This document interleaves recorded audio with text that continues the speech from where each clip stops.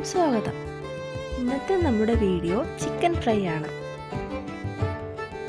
നമ്മുടെ ഈ ചിക്കൻ ഫ്രൈക്കായി ഒരു 500 ഗ്രാം ചിക്കനാണ് ഞാനിവിടെ എടുത്തിട്ടുള്ളത്.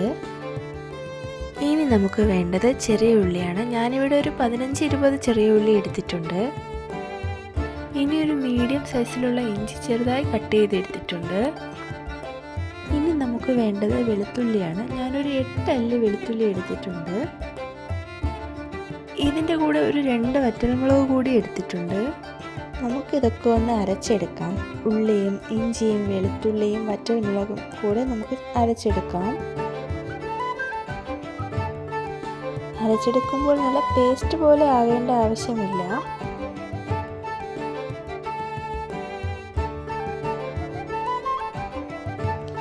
ഇതിൻ്റെ കൂടെ നമുക്ക് ഒരു 1/2 ടീസ്പൂൺ ഗരം മസാല കൂടി ചേർത്ത് കൊടുക്കാം. മസാലയെല്ലാം പാകത്തിന് അരിഞ്ഞ് കിട്ടിയിട്ടുണ്ട്. ഇനി നമുക്ക് അരച്ച മസാല ചിക്കനിലോട്ട് ചേർത്ത് കൊടുക്കാം. കൂടെ തന്നെ പൊടികളും ചേർത്ത് കൊടുക്കാം. 2 സ്പൂൺ മുളക് പൊടിയാണ് ഞാനിവിടെ ചേർത്ത് കൊടുത്തിട്ടുള്ളത്. ഓരോരുത്തരുടെ എരിവിനനുസരിച്ച് ചേർത്ത് കൊടുക്കാം. ഇനി നമുക്കിതിലോട്ട് ഒരു 1/2 ടീസ്പൂൺ മഞ്ഞൾപ്പൊടി ചേർത്ത് കൊടുക്കാം. 1/2 ടീസ്പൂൺ ചിക്കൻ മസാല കൂടി ചേർത്ത് കൊടുക്കാം. ഇനി നമുക്കിതിലേക്ക് 1 സ്പൂൺ വിനാഗിരി ചേർത്ത് കൊടുക്കാം. വിനാഗിരി ഇല്ലെങ്കിൽ നമുക്ക് ലൈം ജ്യൂസും ചേർത്ത് കൊടുക്കാവുന്നതാണ്. ആവശ്യത്തിനുള്ള ഉപ്പിട്ട് കൊടുക്കാം. ഇനി നമുക്കിത് നന്നായിട്ടൊന്ന് തിരുമിയെടുക്കാം. മസാലയെല്ലാം നല്ലതുപോലെ ഒന്ന് മിക്സ് ചെയ്തെടുത്തിട്ടുണ്ട് ചിക്കനിലേക്ക്. ഇനി നമുക്കിതൊരു 30 മിനിറ്റ് റെസ്റ്റ് ചെയ്യാൻ വയ്ക്കാം. അപ്പോൾ ഈ മസാല എല്ലാം ചിക്കനിലേക്ക് നന്നായി പിടിക്കും.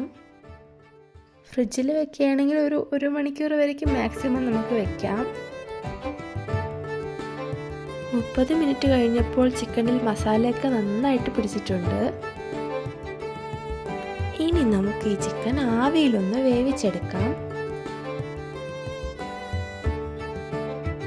ഞാനിവിടെ ഇതൊരു ഇഡ്ഡലി പാത്രത്തിലാണ് വേവിച്ചെടുക്കുന്നത്.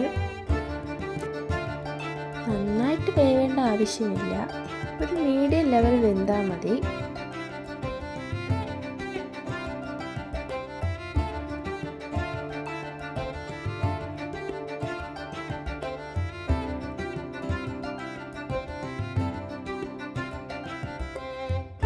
ചിക്കൻ പാകത്തിന് വെന്തിട്ടുണ്ട്. നമുക്കിതിന് വറുത്ത് കോരി എടുക്കാം. ചിക്കൻ വറുക്കാനായി ഒരു പാൻ അടുപ്പിലേക്ക് വയ്ക്കാം.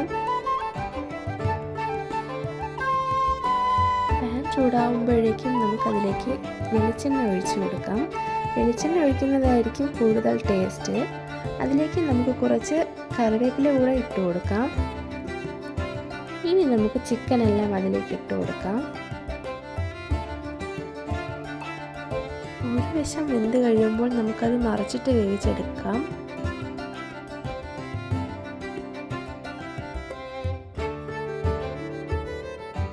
ചിക്കൻ ഇവിടെ നന്നായിട്ട് ഫ്രൈ ആയിട്ടുണ്ട്. ഈ റെസിപ്പി ഇഷ്ടമായെങ്കിൽ എല്ലാവരും ലൈക്ക് ചെയ്യണേ. കമൻറ്റ് ചെയ്യാനും മറക്കരുത്.